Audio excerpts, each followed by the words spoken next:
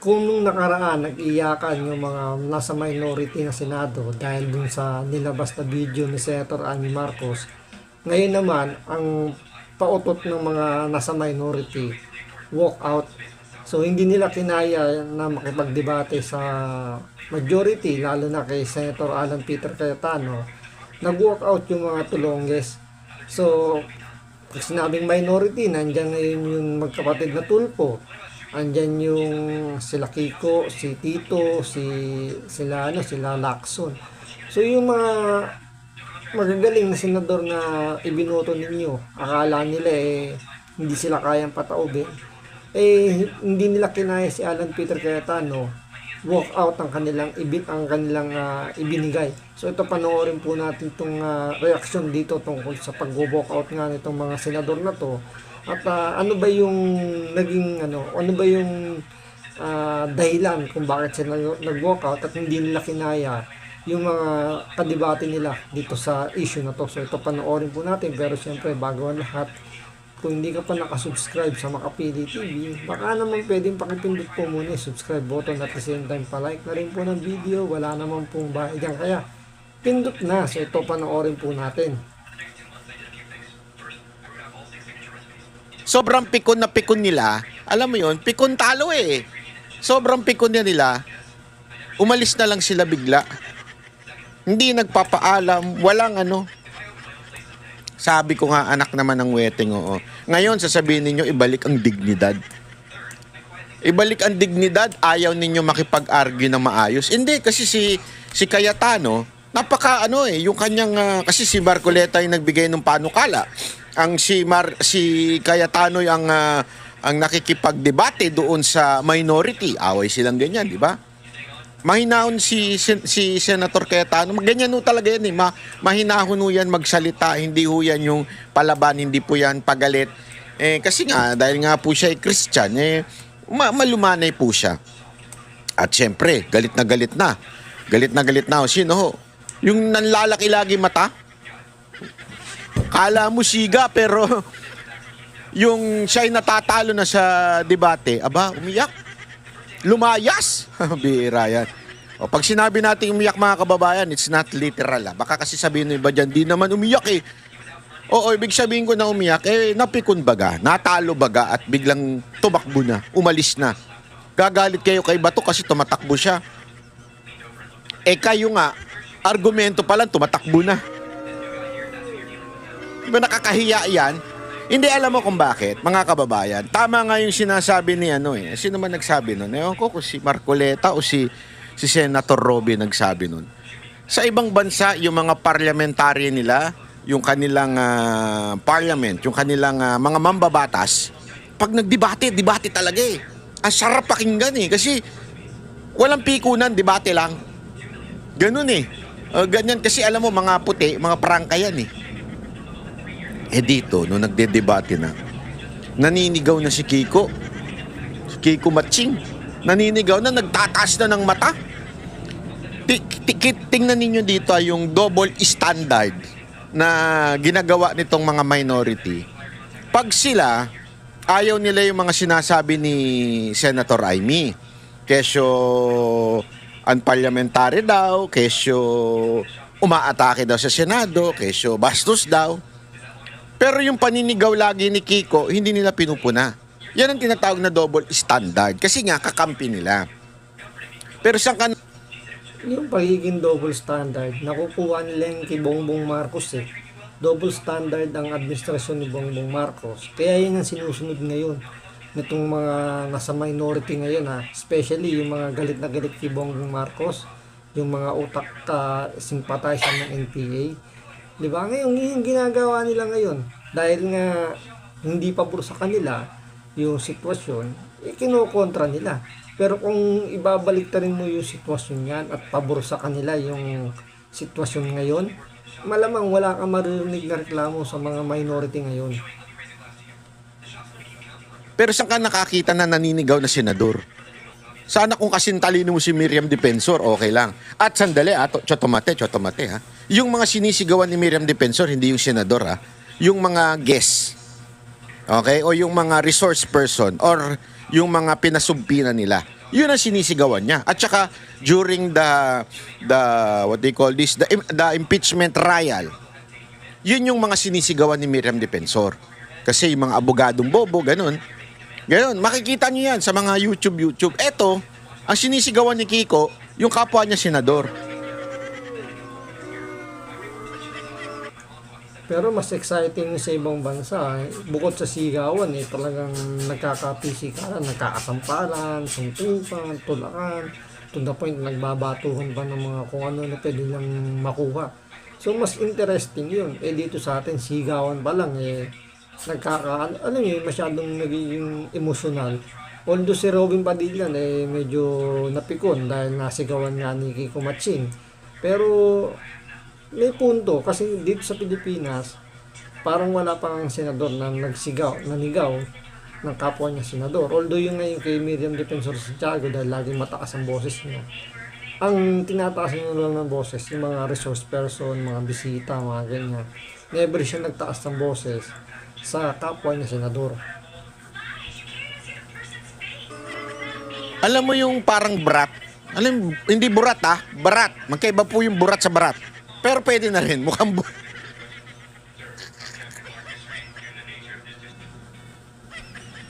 Kayo naman. Iba yung burat sa barat Parang brat to si Kiko.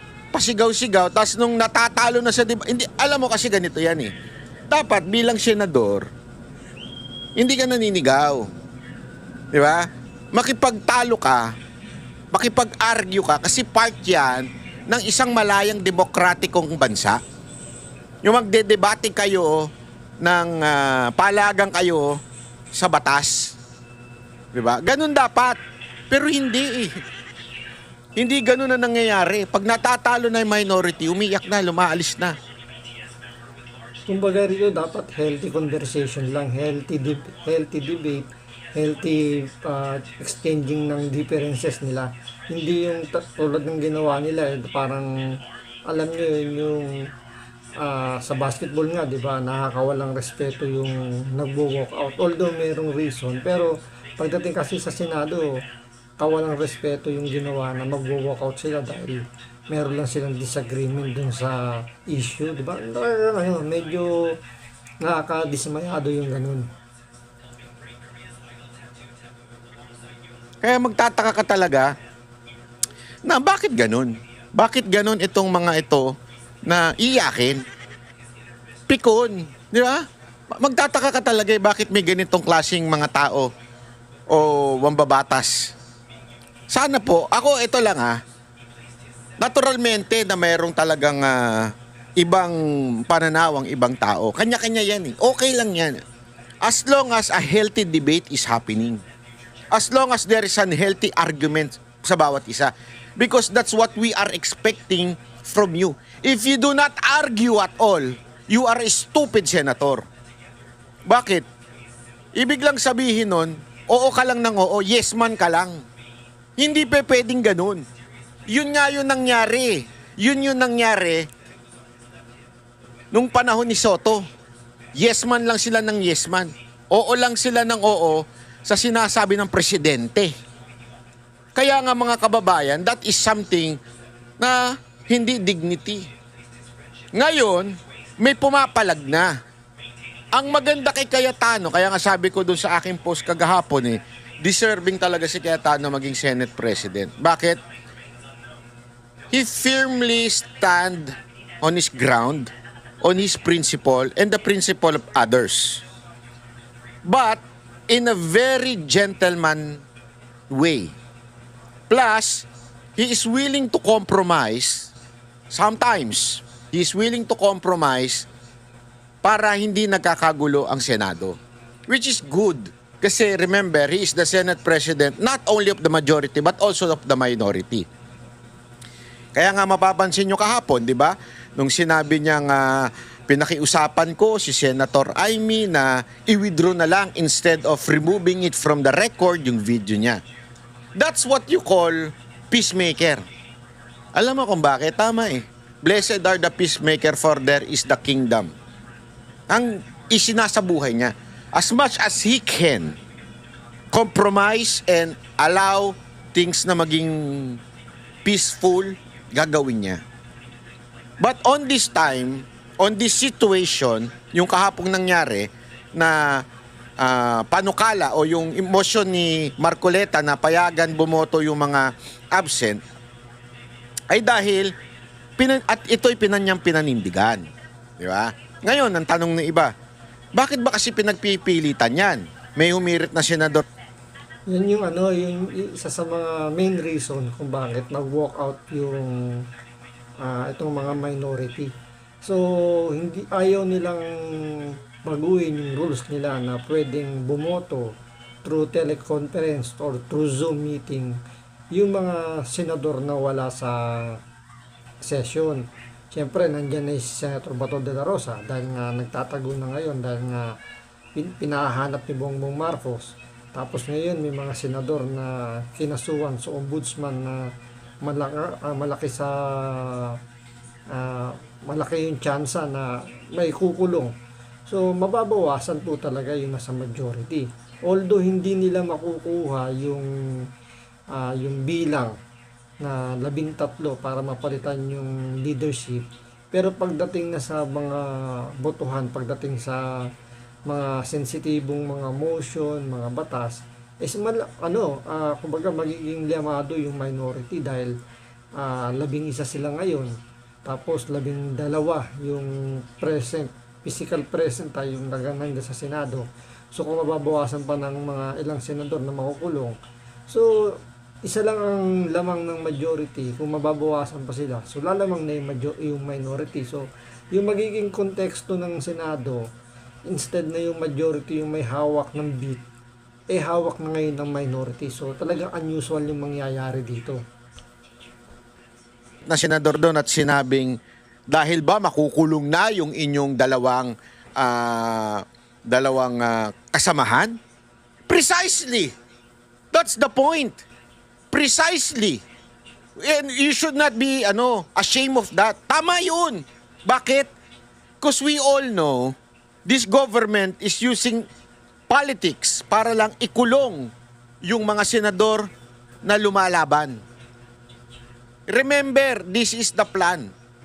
Remember this. Ako nga, sabi ko nga sa inyo yung mga walang kinalaman, hindi ko maintindihan bakit pilit na kinukulong. Bakit? Dahil ba sila ay hindi sumusunod sa utos ng Pangulo? So talagang gagamitin ito para lamang po mawalan ng kakampi yung iba na naninindigan sa ating bayan. O halimbawa, kunwari lang, baligtaran natin ang sitwasyon. Bawal bumoto yung absent. Kunwari, halimbawa lang, presidente na si VP Sara Duterte, malas nyo. Halimbawa lamang po. Tapos, wineponize din niya, pero hindi niya naman gagawin yan. Kilala ko yan. Kilala nating lahat yan. Batas lang dyan. Wineponize niya yung isang departamento at pinakulong niya etong mga senador. Di ba? Halimbawa, ganyan. Malamang nag-iiyakan na ngayon yung mga sympathizer ng NPA, pati yung mga oposisyon. Pag yun ang ginawa ni BP Sara, sasabihin na naman nila, diktator si BP Sara. Kasi nga, hindi pabor sa kanila. Pero ngayon, sa ginagawa ngayon, yung nangyayari sa sitwasyon ng bansa natin ngayon, dahil nga kumukontra kay Bongbong Marcos, wala tayong naririnig na ganyang komento. Sa kanila okay lang yun kasi kalaban ng administrasyon . Ang ang pinalalabas nila, si Bongbong Marcos na yung pinakamabait, pinakamalinis, yung pinakawalang bahid, at ang pinakamasama ngayon, mga Duterte. Ano yan? Nung pinakulong niya yung mga senador, botohan na. So lahat na lang ng kalaban niya, lahat ng mga hihindi sa kanya, ipakukulong niya. Ano mangyayari sa bayan natin? Na magiging tayo, para tayong martial law, ika nga. Sabi nga, undeclared martial law na mangyayari. Kung ano gusto ng presidente, masusunod. Bakit? Pag hindi mo sinunod, kulong ka. Ganun ang ginagawa ngayon . Etong ombudsman, kinakasuhan yung lahat ng kalaban. Mantakin mo. Ito. Makinig kayo mabuti. Dahil daw may issue ng insertion, o yan yung ginamit nila kay Senator Bong Revilla na kesyo daw, isipin nyo taga Cavite si Senator Bong Revilla. Although hindi na siya senador nung pinakulong siya. Pero yun ang ginamit. At sinabing kasi daw, meron siyang parang, siya yung nagpa-insert ng isang budget sa Bulacan. Kinasuhan siya. Yung kaso niya, talaga namang kulong siya, walang lusot. Ganyan din ang gagawin kay Villanueva at saka kay Estrada. Kesyo may insertion. Ngayon, ang tanong ko, hindi ko sinasabing hindi guilty. Hindi yan ang sinasabi ko. Pero ginamit yan. Pero ganito ang tanong. Bakit nung si Risa Ontiveros na ang merong allocation? Billions to binanggit po ito ni Katunying, may allocation daw, billions. Kung ito total mo, lahat ng allocation o yung insertion, biglang, alam nyo kasi hindi naman kasi bawal yan Hindi naman po kasi bawal na humingi ka ng project para sa isang grupo at sabihin mo yan sa executive o sa DBM, oy, bigyan nyo naman to ng budget. Oo, tama naman siya doon, hindi bawal. Pero pag majority na ang nagsabi, bawal na. Ipakukulong na. So, ibig sabihin, double standard. Pag galing sa minority, yung allocation o yung insertion, di umano, biglang bawal na. Ay, pag sa minority, pwede. Pero sa majority, demanda katapat. Ganyan na nangyayari ngayon. Ito parang medyo parang hindi kayo malito yung sinasabi ni Banat Bay. Kasi nung panahon ni Tito Soto, siya yung Senate President, di ba, naging maingay nga yung allocable na yan.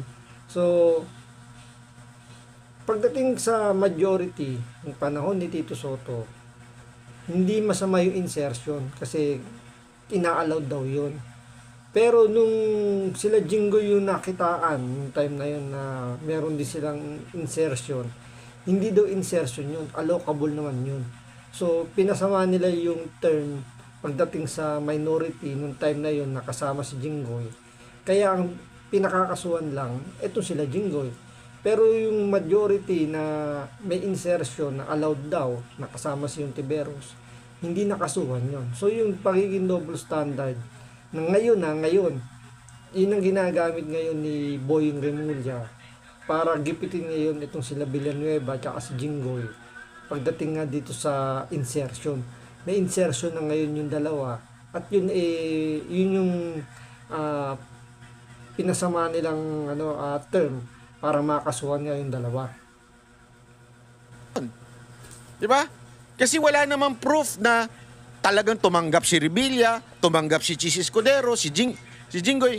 Yun nga lang kay Revilla ang daming witness na inilabas. Sobrang daming witness na nilabas Wala ni isa nagtuturo sa kanya. Isa lang ang nagtuturo sa kanya, yung gusto maging state witness. Ibig sabihin, kailangan lang magturo ng mas mataas para maligtas siya. So, ganun katindi yun. Ibig sabihin, talagang very, very, very, very obvious, stupid ka na lang kung sa tingin mo hindi politika yung ginagawa ng ombudsman dahil ikinukulong yung mga majority senators.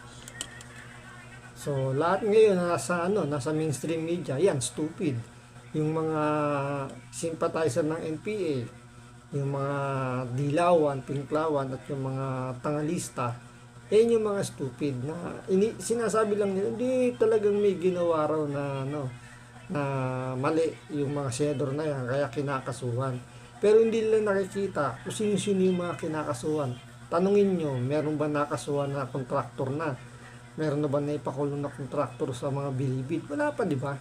Ano ang target lang nila? Hinahanap pa rin hanggang ngayon yung mastermind.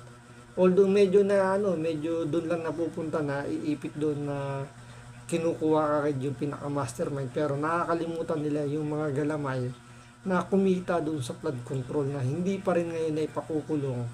Kaya kailangan talaga ngayon na mabuksan na uli yung Blue Ribbon Committee para pag-usapan na uli yung flood control dahil maraming kailangang managot na. Hindi lang yung mastermind, pati yung mga nasa ilalim dapat na rin managot. So hanggang dito lang po muna. Maraming salamat po sa panonood. Ingat po kayo lagi. God bless.